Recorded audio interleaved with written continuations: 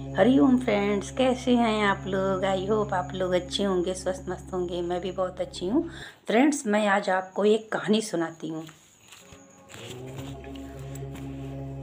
एक राजा थे, उनको शादी के लिए एक लड़की पसंद आई जिसका नाम मदालसा था। पर मदालसा को शादी करने की कोई इच्छा न थी। राजा ने बहुत आग्रह किया, बहुत हाथ पैर जोड़े, बड़ी मिन्नतें की।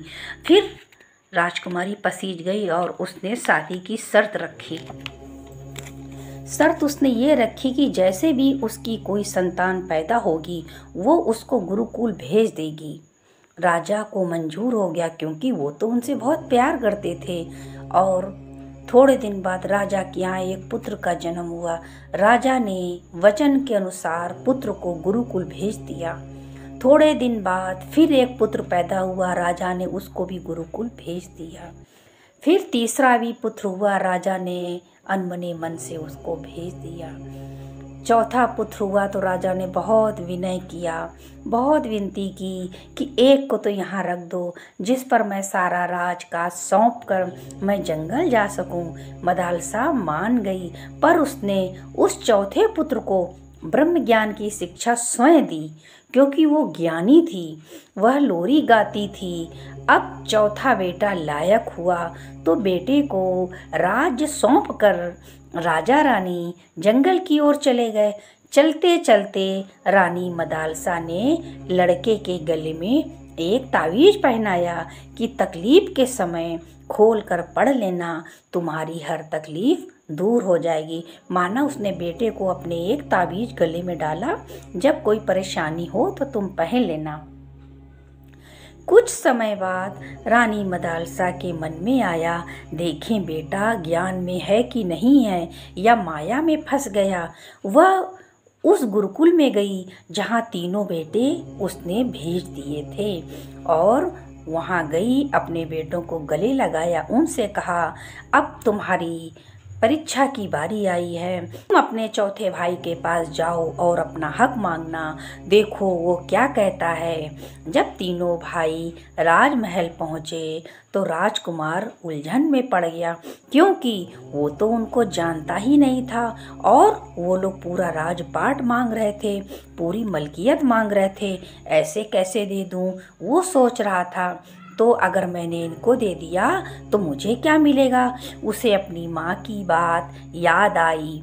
उसने तुरंत तावीज खोला, खोल कर पढ़ा तो उसमें 3 बातें लिखी थीं। ये तीनों तेरे भाई हैं, यह सब गुजर जाएगा, जगत मिथ्या ब्रह्म सत्य।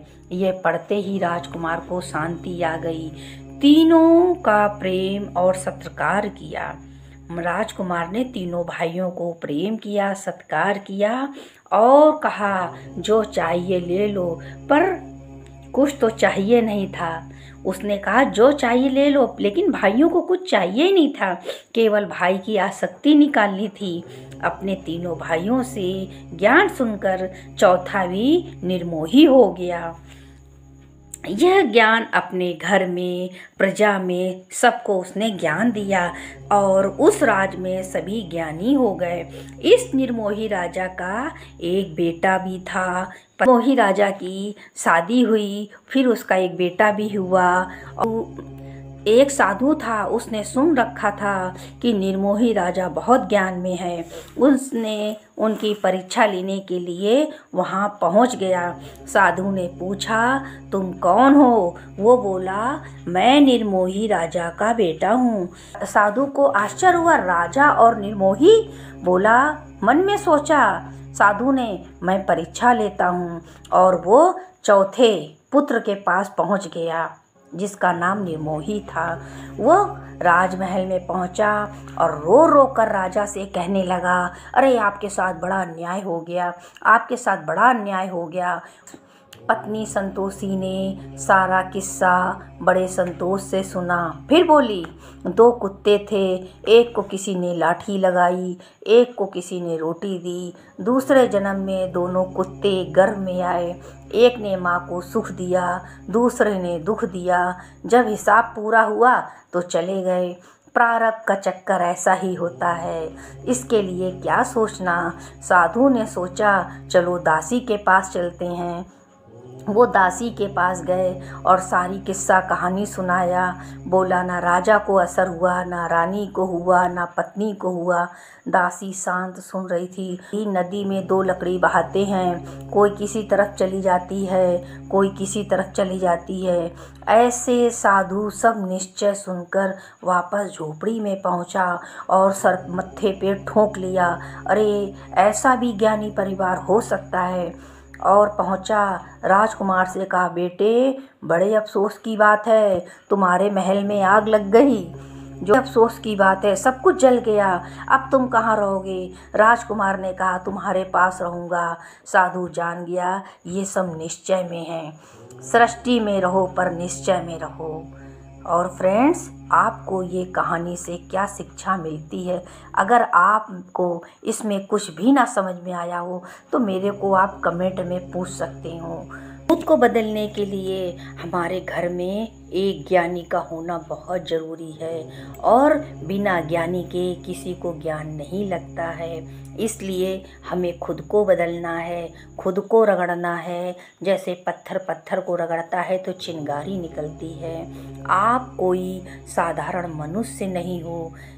थोड़े दिन शांत रहो, इंतज़ार करो, बरसात आते ही पेड़ हरे भरे हो जाते हैं। इसलिए परेशानियों से क्या घबराना, घबराओ नहीं, जो होता है अच्छे के लिए होता है।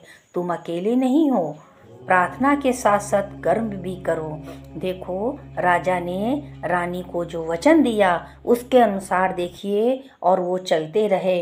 अंत में रानी ने वचन लेकर देखिए सारे बच्चों को कैसे ज्ञानी बना दिया। हम लोग को थोड़ा सा सुख मिलता है, हम लोग बदल जाते हैं। चाहती तो वो सुख पाकर आराम से राज करती, रानी बनती, राजा के साथ बैठती, लेकिन नहीं, उसने अपने बेटों को ज्ञानी बनाया। देख पूरा घर ज्ञानी बन गया और पूरी राज ज्ञानी बन गई, दासी तक ज्ञानी बन गई। अब शुरुआत और ख़त्म होने का तो कोई अंत नहीं है, बस ज्ञान का छिट्टा लगना चाहिए हैं। प्रार्थना के साथ साथ कर्म भी करना चाहिए। ज्ञान के भरोसे बैठने वालों को भी कर्म करने पड़ते हैं।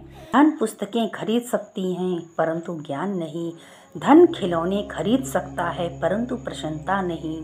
धन जेवर खरीद सकता है परंतु सुंदरता नहीं। धन पौधे खरीद सकता है परंतु उसकी वृद्धि नहीं। धन मकान खरीद सकता है पर घर नहीं। खाद्य पदार्थ खरीद सकता है परंतु भूख नहीं। धन सभी दिखने वाली वस्तुएं खरीद सकता है लेकिन अदृश्य नहीं। धन बहुत से फल दे सकता है परंतु बच्चा नहीं। विश्वास ही जीवन की शक्ति है। ईश्वर को अपने अंदर उपस्थित चैतन्य ज्ञान ही विश्वास है, वो भी गुरु के बिना नहीं। विश्वास सारे वरदानों का आधार है। विश्वास का अभाव ही अज्ञान है। विश्वास ही महान व्यक्ति की महानता का पहला लक्षण है। इसलिए प्रारंभ में भोग का त्याग करना ही पड़ता है। समर्थ होकर भी जो सहन करे वो ही सच्चा संत है। सुखी रहना है तो कम खाओ, दृष्टि में रहो पर निश्चय में रहो। और फ्रेंड्स, आपको ये कहानी से क्या शिक्षा मिलती है? अगर आपको इसमें कुछ भी ना समझ में आया हो तो मेरे को आप कमेंट में पूछ सकते हो।